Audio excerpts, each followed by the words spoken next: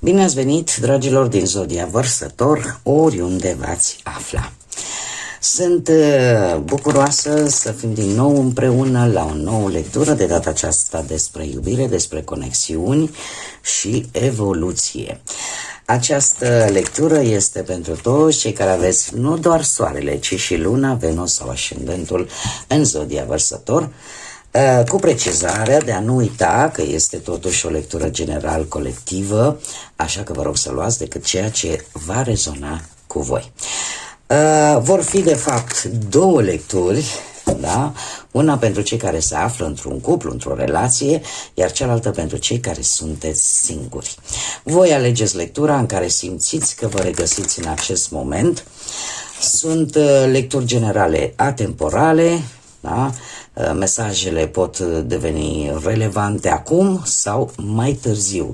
Asta în funcție de parcursul fiecăruia și de momentul în care voi urmăriți această lectură. Este posibil să rezonați poate cu tot mesajul, cu o parte din el sau poate chiar deloc, și asta pentru simplu motiv că relațiile sunt diferite, noi suntem diferiți și principiile de a ne crea o relație, o viață sentimentală sunt diferite.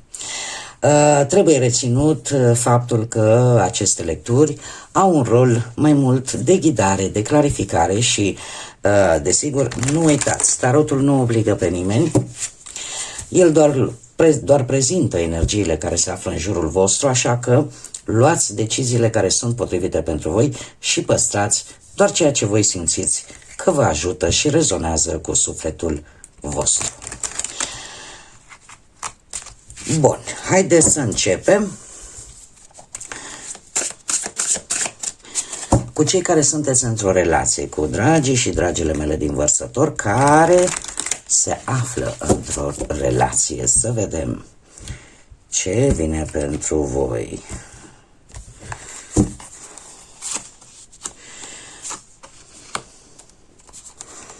Interesant.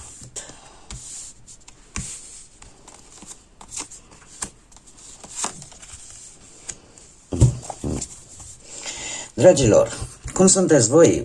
Aveți justiția, Zodia Balanță. Posibil să aveți în harta voastră astrală Zodia Balanță, poate pe ascendent, Luna sau Venus, dar sunteți destul de pragmatici, într-o energie destul de pragmatică, în dorința voastră de a face lucrurile corect, în dorința voastră de a fi cât mai oarecum echilibrați. În ceea ce privește relația voastră, este posibil să deveniți un pic rigizi. Ce înseamnă asta? Înseamnă să vedeți lucrurile decât în alb și negru. Și atunci ele să fie poate și nuanțe de gri.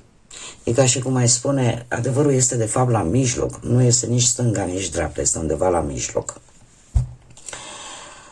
Poate că criticați destul de mult. Și asta nu o faceți neapărat că asta vă doriți, ci pur și simplu așa considerați că este corect. Și nu treceți foarte ușor peste greșeală, nu treceți foarte ușor peste lucruri care considerați că nu sunt corecte.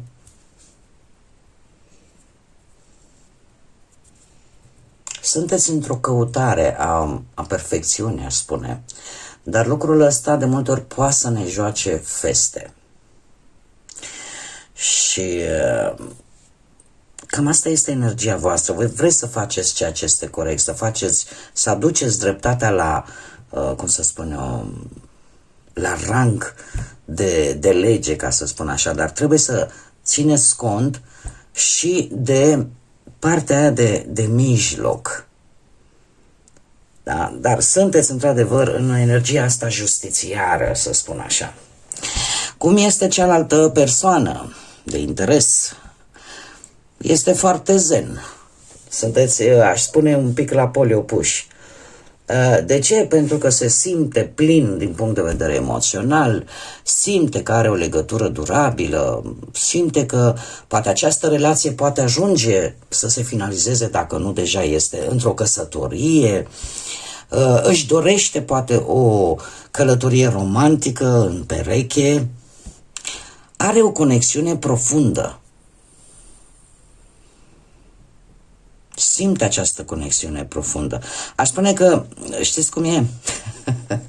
Voi sunteți cei care, băi, lucrurile trebuie făcute așa. Voi sunteți cei, polițistul ăla mai dur și polițistul ăsta care, hai mai lasă de la tine, hai mai, ceva de genul ăsta. Cam așa sunt energiile, cel puțin în acest moment și ce-mi spun mie cărțile.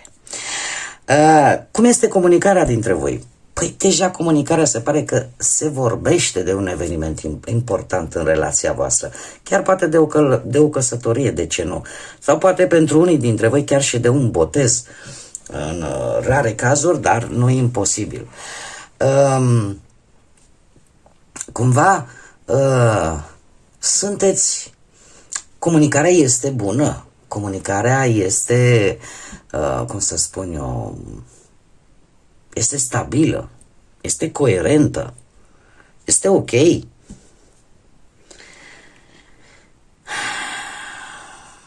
În schimb, avem un 4 de spade. Exact cum am mai spus, sunt lucruri, dragii mei, sunt lucruri care pe voi vă obosesc. E ca și cum ai zice, dom'le, eu sunt prea rațional, eu sunt prea cu picioarele pe pământ și celălalt, hai lasă că o să fie bine. La un moment dat resimți, cum să spun eu, n-aș vrea să mă exprim, să mă înțelegeți greșit. E ca și cum, dom'le, chiar nu, eu, uite, sunt așa, merg precum căluțul, văd doar înainte și îl ai pe celălalt care zice, cum spui tu, draga mea? Da, vorba lui Dor Octavian Dumitru. Cum spui tu, draga mea? Deci acceptă oarecum și practic lucrul ăsta la un moment dat, acum eu vă spun sincer, au fost situații în care și eu la rândul meu așteptam un pic de la celălalt, un pic de, dom'le, da, impune-te, zi-mi ceva, poate eu greșesc, poate nu fac bine. Acest 4 de spade, ce se află în spatele său, ne vorbește de o anumită necesitate de a ști. Nu știu de ce, dar am impresia că voi, sau intuiesc cel puțin din cărțile pe care le văd, voi aveți ceva pe suflet, aveți ceva care vă supără.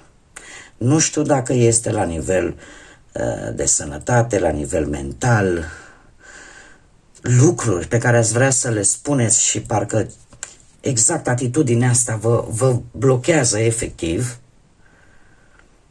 și nu o puteți face, dar să știți că această stare de fapt poate să creeze unitate sau poate chiar să aducă probleme. Pentru că există lucruri care pe voi ori vă deranjează și nu le spuneți, ori ține efectiv de probleme pe care voi le aveți la nivel personal, pe care nu le-ați scos la lumină. Cum am mai spus, poate să fie vorba de nu neapărat de sentimente, cât poate probleme de sănătate, cine știe, eu sper să nu. Dar este ca o bombă cu ceasca, să spun așa. Pentru că acest 4 de spade este într-adevăr, avem un 4 de bâte care ne vorbește de stabilitate, dar totuși avem și un 4 de spade care vine cu, cum să spun eu, cu... Nu știu, am impresia că unul dintre voi încearcă să-l protejeze pe celălalt, ascunzându-i anumite lucruri. Lucruri legate ori vis-a-vis de ce? De emoțiile fiecăruia sau de ceva probleme legate de sănătate.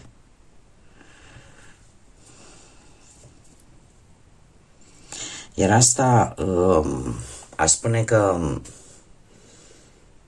mai devreme sau mai târziu unul dintre voi va trebui să știe ce are celălalt pentru a-l putea ajuta. Sfatul 10 de spade. Un 10 de spade care îmi vorbește de puterea de a trece peste o schimbare. Să știți că chiar dacă vă este teamă de o perioadă un pic dureroasă pentru voi, totuși aveți puterea să depășiți acest impas. Aveți puterea să depășiți acest impas, să treceți peste el și pentru o lungă perioadă să nu mai aveți parte de aceste lucruri care la voi există o durere, la voi există ceva.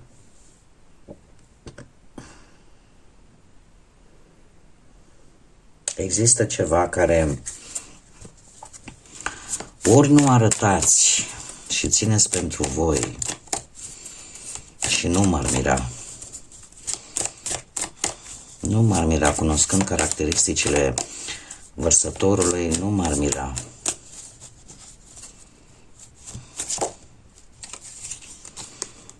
Haideți să vedem care e mesajul vostru și spune limite. Simți nevoia să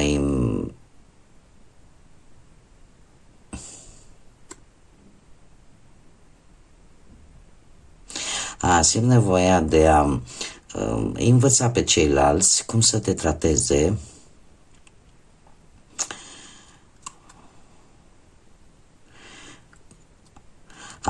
deci simți nevoia să înveți pe ceilalți cum să te trateze și când trebuie să pui limite, când să le permiți anumite lucruri și când să nu le permiți.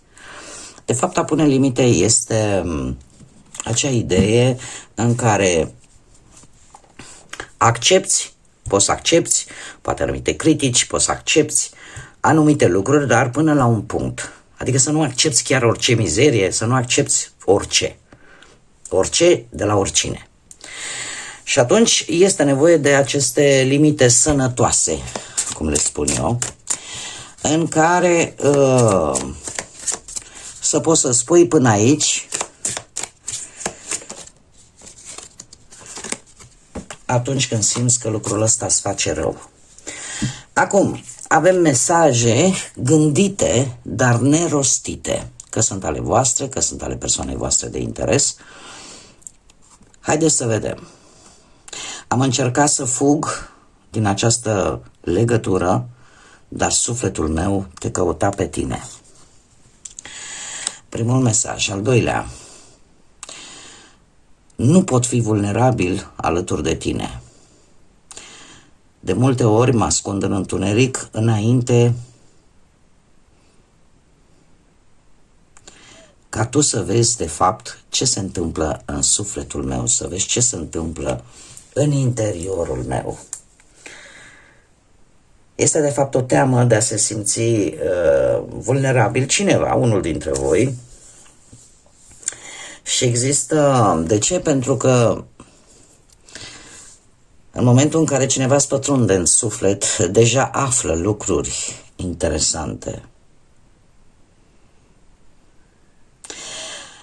Și tocmai asta nu se dorește. Există o teamă că ceea ce s-ar putea găsi în interiorul sufletesc al cuiva poate chiar să sperie.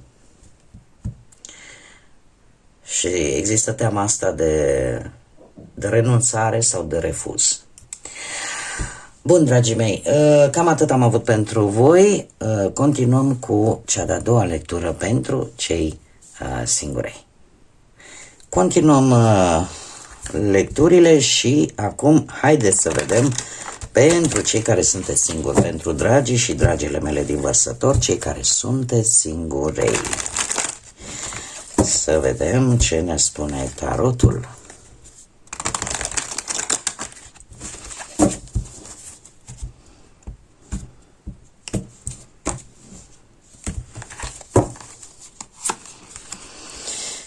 Of, of, of. Of, of, of.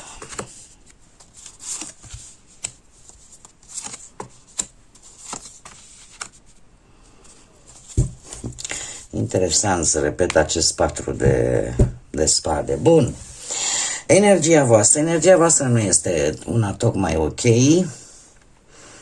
Pentru cei desigur care veți rezona cu aceste mesaje. O energie de durere internă, o energie de durere emoțională, de singurătate, de faptul că poate ați fost refuzați, de faptul că poate ați făcut o alegere și nu a fost una tocmai inspirată, e ceva care te macină, că sunt cuvinte, că sunt sentimente rănite. Nu sunteți, să zicem așa, într-o energie tocmai ok. Poate că unii ați trecut printr-un divorț, printr-o ruptură, printr-o separare.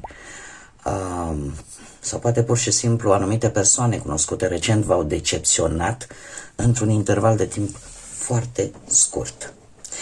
Acum, ce gânduri aveți?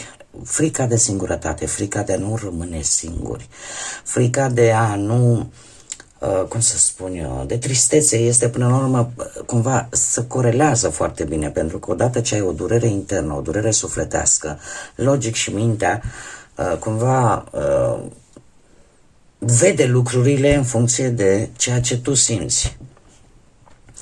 Așa că poate ați fost părăsiți și gândul vostru este că ați fost abandonați sau că n-ați fost tratați în maniera în care voi poate ați fi considerat că merită să fiți tratați. Poate nu a existat dragoste adevărată, poate că, cum să spun eu, ați lăsat ca fericirea voastră să depindă foarte mult de această energie și această energie poate a plecat, poate v-a părăsit, iar această ruină, ca să spun așa, a singurătății este destul de devastatoare, destul de dureroasă pentru voi. De aici și energia pe care mi-o arată cărțile. Cum ar trebui să vedeți voi lucrurile? Sub forma acestui 8 de bâte. Ar trebui, cel puțin mie asta îmi spun cărțile, 8-ul de bâte ne vorbește de rapiditate. Și ce se întâmplă? Mai bine că s-a întâmplat mai devreme și nu mai târziu. Nu știu, intuitiv vă spun, am senzația că e vorba de ceva care s-a întâmplat foarte rapid. Iar lipsa asta de încredere a venit într-un timp foarte rapid. Și atunci, poate am două variante aici. Cum vezi tu sau cum ar trebui să vezi lucrurile. Probabil că voi le vedeți, hai că mai comunicăm poate, hai că cumva se poate rezolva. A fost ceva de scurtă durată, chiar dacă a avut pasiune, chiar dacă a avut senzualitate, dar n-a avut ce a fost mai esențial. Probabil că nu a existat foarte mult interes emoțional, sentimente. Asta poate că așteptările voastre, cum gândiți voi, că s-ar întâmpla în următoarea perioadă, aceea de a relua cumva comunicarea. Este cineva la distanță. Poate vă gândiți chiar să vă duceți într-o călătorie, poate chiar pe cale aeriană, sau să primiți răspunsuri rapide, să încercați să negociați ceva, doar că de asemenea aceeași carte îmi spune că ar trebui să luați în calcul că a fost totuși o dragoste, o aventură și nimic mai mult. Unde într-adevăr a existat pasiune, dar nu a existat baza care era importantă. Ce ne spune experiențele din trecut la voi, dragilor? Avem, nu știu, Zodia Taur, poate unii dintre voi aveți un ascendent în Taur. Experiențele din trecut vă spun că de multe ori a căuta pe cineva care arată bine, care iese în evidență, care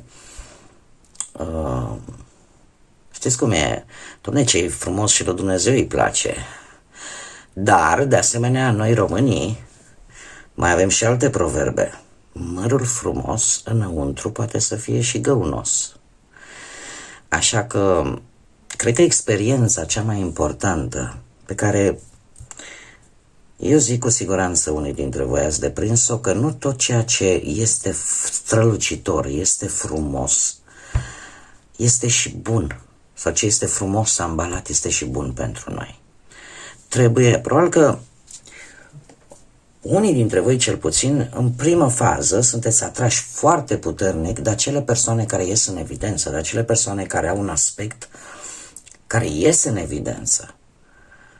Și lucrul ăsta este un pic înșelător.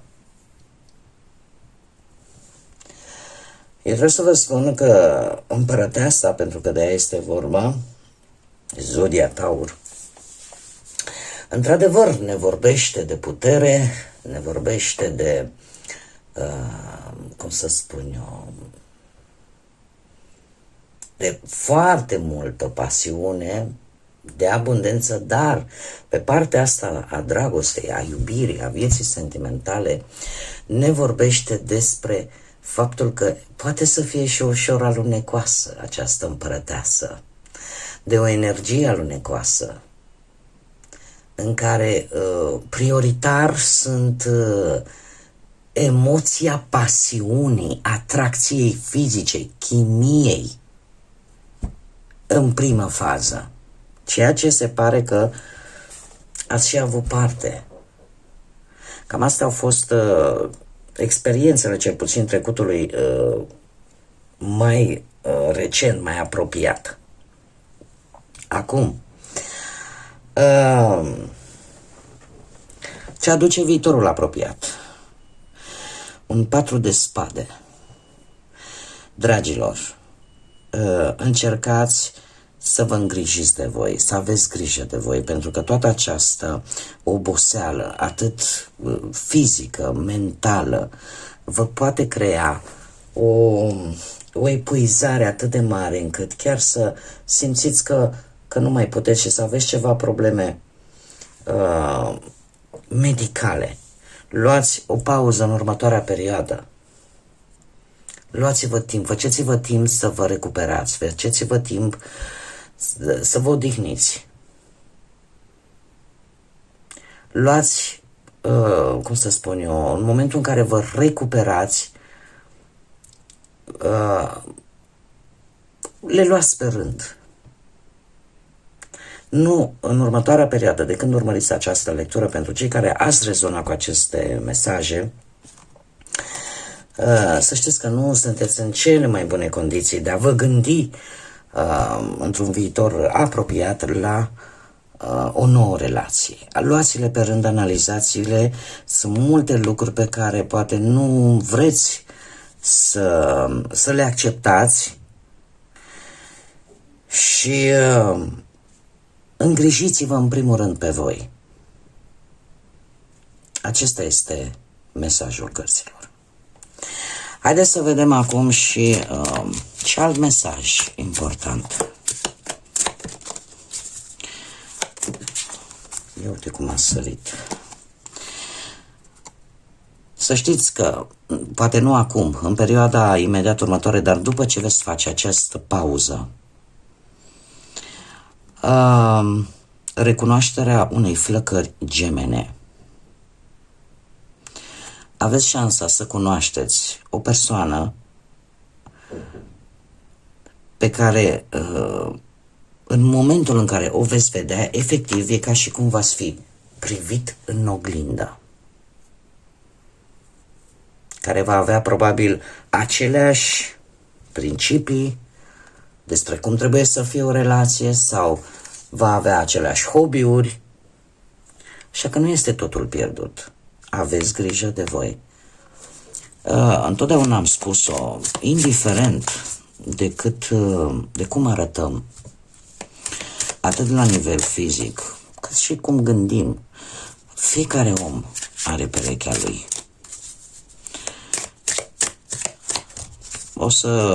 Mie viața mi-a demonstrat acest lucru. Haideți să vedem acum un mesaj gândit, dar nerostit. Că este al vostru, că este al unei alte energii pe care voi o bănuiți. Să vedem ce spune. Știam că am să te pierd, dar nu am făcut nimic pentru să lupt pentru tine. Să nu te pierd, să te las, să pleci. Deci știam că te voi pierde, dar n-am făcut nimic pentru acest lucru. Nu am luptat pentru tine. Bun, dragii mei, cam acestea au fost mesajele pentru voi.